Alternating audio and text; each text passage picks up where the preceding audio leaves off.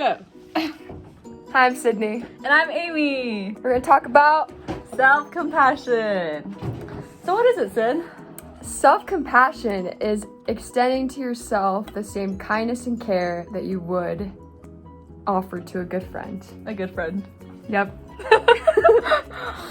And I think for most of us, we were in a lot of extracurricular activities. We wanted to do well academically. And so we were in a very competitive environment in high school and middle school, which leads to perfectionistic tendencies and shame or comparison. And it was very hard, I think, for both of us growing up, where we would often feel guilt over small mistakes or blow things out of proportion. And I feel like a common thing that I did was compare my weaknesses to other people's strengths, and just like she was saying, it brought a lot of shame. I was really self-critical, and I wasn't able to appreciate the things that I was doing well. And so for our well-being strategy, we decided to work on self-compassion. And I remember one experience where at work, my manager got mad at me one day because I was on my phone. And I was just taking a little break, but she had seen me in that context multiple times on my phone, and so she made a comment.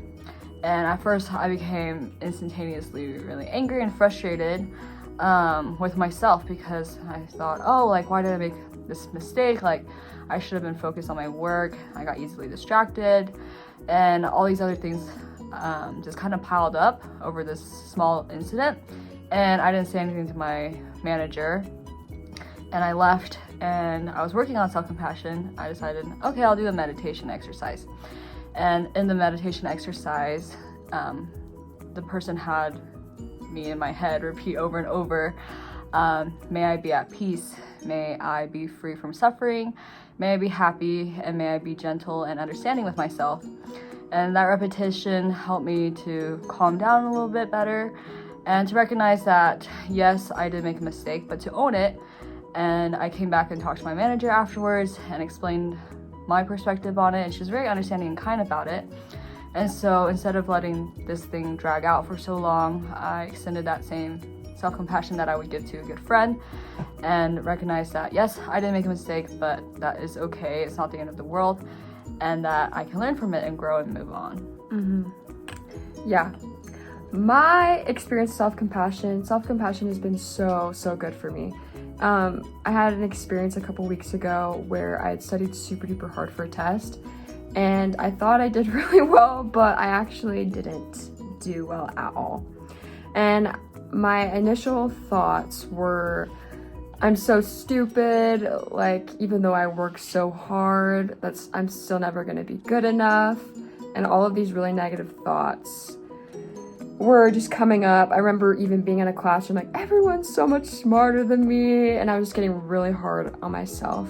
And then I kind of took a step back. At this time, I was specifically working on self-compassion. I was able to realize that, really focus on common humanity, that we all fail sometimes, and it's just part of being human. And so sometimes we'll work really hard, but we just won't measure up, and that's okay. We can learn and we can grow. And once I was able to realize this, I still felt kind of bad, but I was able to show myself compassion in the moment and feel a little bit better and kind of move past it quicker than if I would have just kind of been stuck on it. And so some things that I've noticed, I think, while working on self-compassion, before I was very reserved when I met new people, because I cared a lot about what they thought, or I thought, oh, maybe they'll think I'm dumb, or like, maybe they won't like me for who I am. And I think, oh, what would I say to my friend who is expressing those feelings to me? Like, oh no, like, you're an awesome person, like, people want to get to know you, like, be yourself, show your personality because you're super awesome and fun. And so then I extended that to myself, and I definitely have noticed that I've been more confident when meeting new people or in group settings where it can be a little bit overwhelming or social anxiety comes up. Then I'm able to give myself self-compassion and try to talk to people. And if it doesn't work out, that's okay. It's all part of learning and growing. I definitely noticed feeling more motivated to go and try new things instead of being like, oh, I can only do this if I'm perfect at it or if I'm really good and have a natural talent for it.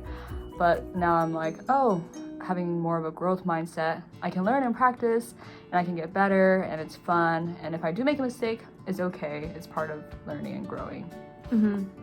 A couple other things for me, just more resilient, able to push through it more. I feel less restricted. As I've focused on self-compassion, I've just been more confident in my capabilities of improvement. And so I've been able to improve and work on the things that I'm wanting to work on. And I've been able to show so much more compassion to other people, which has been so cool to see in different experiences that I've had. So really quick, we're gonna do a quick role play to wrap this up. All right, so we want you to think about, what would you say to a friend? Your friend went out on a date with a guy, and and it went well, but then she asked him out and he said no. Sid, what would you say to me if I told you, this guy told me no I asked him out on the second date, he said no? I'd say you suck. Oh, I'm kidding. That's not what I would say. I would say that he's just not the one. And you are so amazing. You deserve such a great guy. And if he can't see that, then his loss. And so you don't need to beat yourself up for it. That's so sweet. What do you feel like internally a lot of people would tell themselves? I think a lot of people would think, oh, maybe I'm not pretty enough or smart enough, or maybe if I was more funny, or, you know, you can... Fun. Yeah, if I was more... Literally anything. Perky, then he would like me more or ask me out more. Yeah. That's a very common thing. Yeah. But we should respond to ourselves the way that we respond to friends, like we just role played. For example, I was able to tell Amy all these things that are great about her, and yeah, we're just supposed to respond to ourselves the way that we respond to other people, just like we role played. And so we know that as you incorporate some more self-compassion into your life, you'll be able to see the exact same things that we've been talking about. More confident, more loving towards other people, motivation, more resilient, more confidence. Exactly. It's so good. Yeah, our weaknesses, they're a part of who we are, and we can be more accepting and loving of those points and recognize that we're all works in progresses. We're all progressing and trying to become better, and that we should treat ourselves the way that we want to treat other people, or that we're supposed to treat others. Yeah, be so good.